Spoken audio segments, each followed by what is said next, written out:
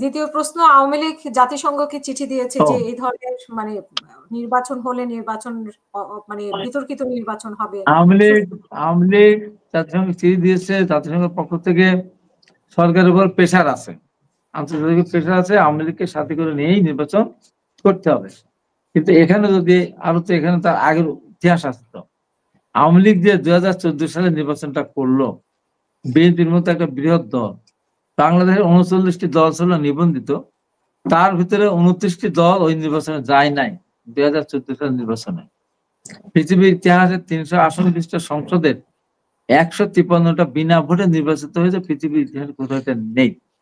153 কেন করলো, 152 কেন করলো না, 51 কেন করলো না, 49 কেন করলো না?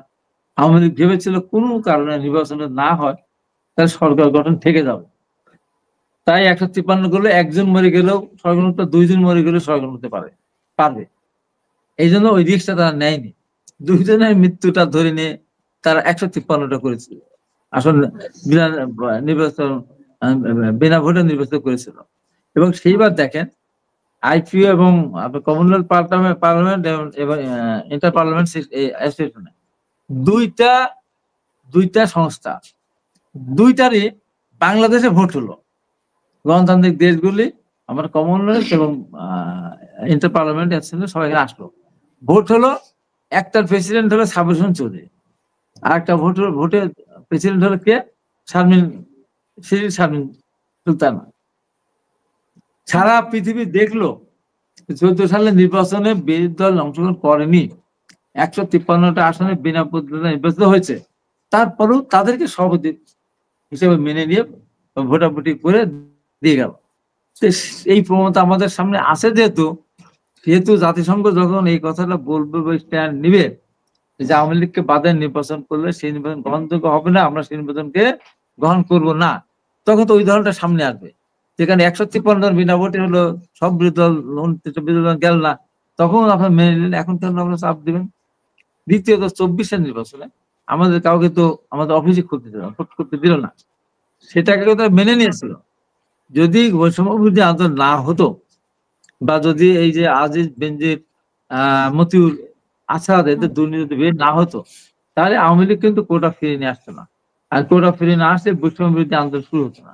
হ্যাঁ, আমরা আন্দোলন করতাম, যেমন আমি জেল থেকে 21শে এপ্রিল বের এসে বলেছে সরকার থাকবে না, এই কারণ থাকবে না। আপনার সামনে প্রথম মনে আছে? মনে আছে 2024 সালের 21শে এপ্রিল রাত্রে 11টা থেকে 12টার সময় আমি আর নাজমুল হাসান নাজমুল দিলে আপনার সাথে আমি কথা বললাম।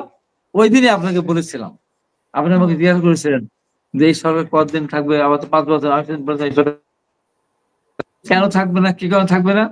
আমি বলেছিলাম যে প্রথমত কথা, সরকার বাংলাদেশ সংবিধান পদদলিত করেছে, আর এবার নিজের গঠনতন্ত্রকে অসম্মানিত করেছে, নিজের গঠনতন্ত্রকে আপনার মানে এটা কি বলবো, নিজেকে নিজে অস্বীকার করেছে।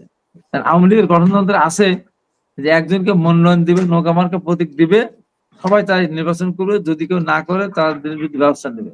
স্বতন্ত্র প্রার্থী যদি কেউ হয় তাহলে তাকে দল থেকে বহিষ্কার করবে, এটা আওয়ামী লীগের গঠনতন্ত্র আছে।